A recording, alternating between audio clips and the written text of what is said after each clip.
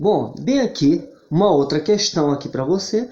Como medir o consumo de energia elétrica em real, né? Em grana? Como é que você vai fazer? Como é que você vai fazer essa medição? Nesse relógio, da direita para a esquerda, tem-se o ponteiro da unidade, da dezena, da centena e do milhar. Então, olha só, nós temos aqui, a sequência é essa. Cadê a sequência? Unidade, dezena, centena e a unidade do milhar. Então, imagine aqui, esses relógios aqui. A leitura atual, você vai lá medir, saber quanto é que é a leitura. Você vai ver esses 4 reloginhos aqui. Se esse reloginho aqui, esse aqui é o da unidade. Esse reloginho aqui, esse reloginho aqui está perto do 1. Então, o primeiro aqui vai ser 1. O segundo reloginho vai estar perto do 6. Então, o segundo vai ser 6. O terceiro reloginho, ele está no 8. Então, vai colocar aqui no 8. E o terceiro reloginho, ele vai estar no 3. Então, eu vou colocar no 3. Então, está aqui, ó, 1, 6, 8, 3. Essa é o consumo atual que a pessoa teve, 1.683 kWh, foi o consumo atual. Só que no mês passado, o consumo foi diferente, ó. O primeiro vai estar aqui, o primeiro reloginho vai estar perto do 1, da unidade.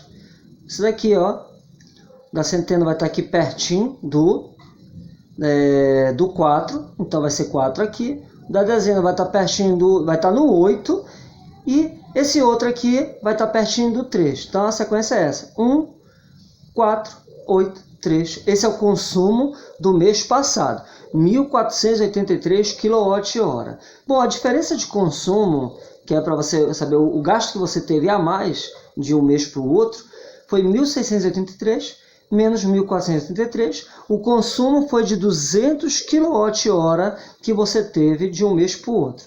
Bom, então eu quero ver quanto é que eu tive, né, de prejuízo, vamos dizer assim, de um mês para o outro. Se 1 kWh é 20 centavos, está aqui uma regra de 3 básica, 200 kWh que eu gastei no mês, né, no mês depois, é quantos centavos, é quantos em reais? X vezes 1x, eu vou cruzar isso aqui, toda vez que cruza, multiplica, né? Dou uma cruzadinha aqui, x vezes 1x, 20 centavos vezes 200, ó, 20 centavos vezes 200, 200 vezes 2 é o quê? 400, mas quantas casas eu vou ter que andar? 2, 200 vezes 20, 200 vezes 2 é 400, perdão, gente, 200 vezes 20 é quanto? 4.000. 2 vezes 2, 4. 1, 2, 3. 1, 2, 3. 4.000. Quantas casas eu tenho que andar para a esquerda? 2. Ó, 2 aqui, ó. Então deu 40. 200 vezes 20 é quanto? 4.000. 2 vezes 2, 4. Com os 3, 0, 4.000. Andei 2 casas para trás. R$40. Foi quanto que eu gastei a mais de um mês para o outro. Bom, uma outra questão aqui para a gente refletir, para a gente estudar. O que é necessário para determinar quais aparelhos de ar-condicionados são precisos para manter com lotação máxima, para manter um auditório agradável? Isso aqui foi uma questão do Enem. Bom, é necessário para que você tenha um auditório agradável, com certeza, ar-condicionados que tenham uma boa capacidade de refrigeração. Ou seja, você vai ver em BTUs, né? Quanto mais BTUs, mais capacidade, mais frio vai estar ali a sala. Bom, ele tem que ter também uma grande intensidade, tem que ter uma grande força. Ou seja, tem que consumir bem energia elétrica, porque a grande intensidade de corrente elétrica vai ser necessária. Então, vai ter que ter uma grande quantidade de corrente elétrica, uma grande intensidade de corrente elétrica. É necessário também que você coloque os ar-condicionados em cima, para que tenha um fluxo de calor. O quente suba, o frio desça, o quente suba, o frio desça, o fluxo de ar bem aqui. Então, para você provocar esse fluxo de ar, para que funcione o ar-condicionado de maneira eficiente, você tem que colocar o ar-condicionado em cima. Bom, está aqui a posição correta para o ciclo do frio. E tem que ter um fio curto, para que não tenha um grande espaço para a corrente elétrica, né, perder energia. Então tem que ser um curto, para que a resistência diminua. E tem que ser um fio grosso, para facilitar a passagem da corrente elétrica, não tem nada para impedir, né? Então, quanto menos resistência nós temos, né, mais corrente elétrica vai passar. É o caso da pessoa que está molhada, como nós fizemos anteriormente, ela vai pegar choque porque a resistência dela é baixa. Então, o fio grosso tem uma resistência baixa, o fio curto também, é o curto e grosso. Bom, uma outra questão: cite algumas propostas para o aumento da eficiência de conservação de energia nas usinas hidrelétricas. Uma outra questão que é muito parecida com as questões do Enem, para que você, se você for um engenheiro de uma usina hidrelétrica, quais são os materiais melhores para você colocar naquela usina? Com certeza os materiais têm que ser bons condutores, metais, geralmente utilizam o cobre, por ter uma baixa resistência e ser econômico. Então escolho materiais bons condutores. Eu vou escolher que coloque nas casas lâmpadas fluorescentes. Isso vai ajudar muito colocar nas casas, porque a lâmpada fluorescente ela gasta menos que a incandescente, que é aquela que esquenta. Ela vai gastar mais em luz do que em calor, enquanto que a incandescente gasta mais em calor do que em luz. Bom, o fio grosso e curto, como nós falamos, curto e grosso, é o fio ideal para diminuir a resistência e aumentar, o fluxo dessa corrente elétrica. Isso vai ajudar. Então, bem aqui, mostrando aqui o fio grosso e o fio fino. Quanto mais grosso for o fio, quanto mais fino for o fio,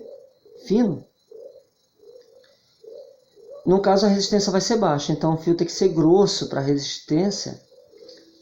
Ali, ela... Perdão, gente. Peço perdão. A área que disse é grosso ou fino. No caso, para que tenha uma baixa resistência, quanto mais grosso for o fio, maior a área, mais grosso for o fio, menor é a resistência. Enquanto que o fio curto, esse aqui é o fio curto.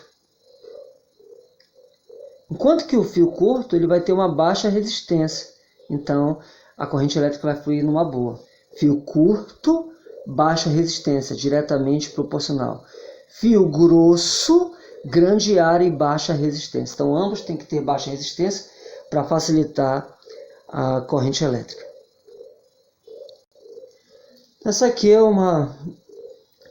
um exercício bem fácil, Qual a unidade da intensidade da corrente elétrica? Bem facinho aqui para vocês.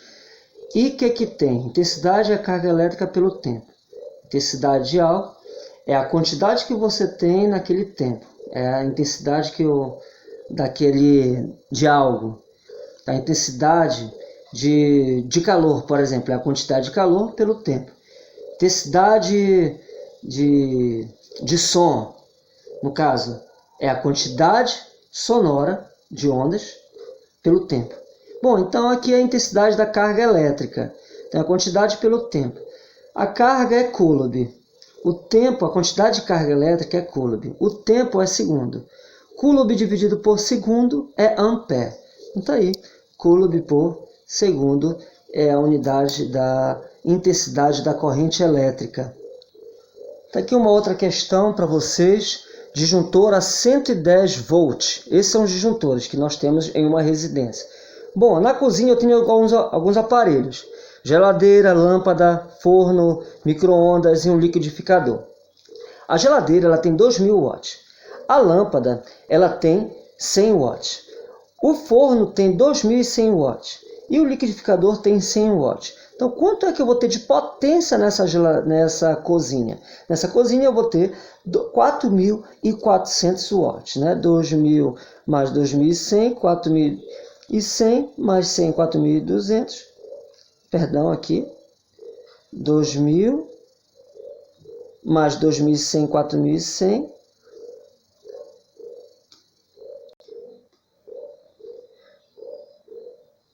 Ops. 200 watts é a potência da lâmpada. Agora sim, vai ter que dar esses 4.400. A potência da geladeira é 2.000, da lâmpada é 200, do forno é 2.100, do liquidificador é 100. Somando tudo, isso aqui dá 4.400. 2.000, 4.100, com 200, 4.300, com 100, 4.400. 400. Essa é a potência total que é gasta na cozinha. E o que ele pede nessa casa é qual a amperagem do disjuntor deve ser comprada para você utilizar tudo isso aqui, né, de potência dentro da cozinha, toda essa potência aqui na cozinha, quanto de amperagem. Lembrando que a DDP é 110 volt, né, desse disjuntor aí.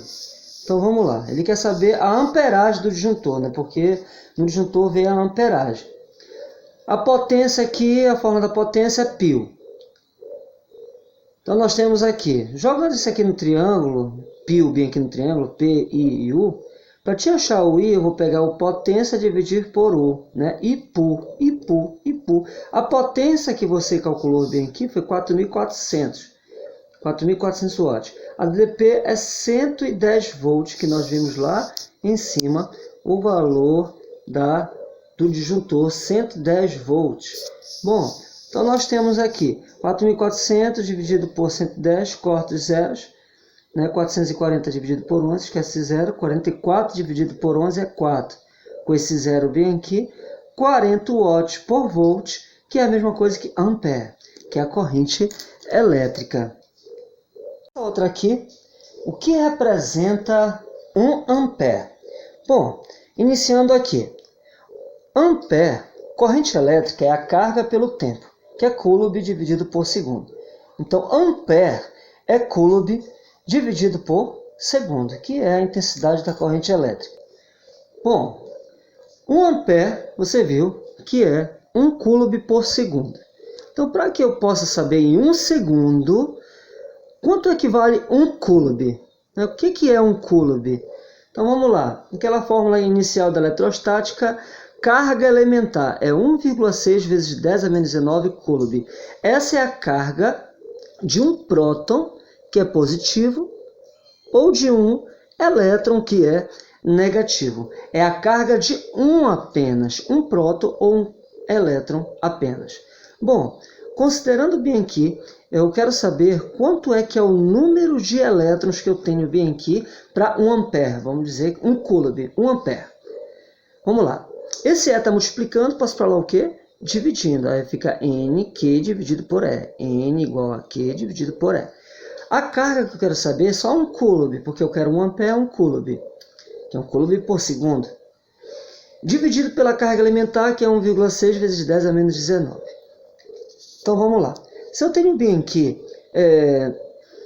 1 dividido por 1,6, quanto é que vai ser isso aqui?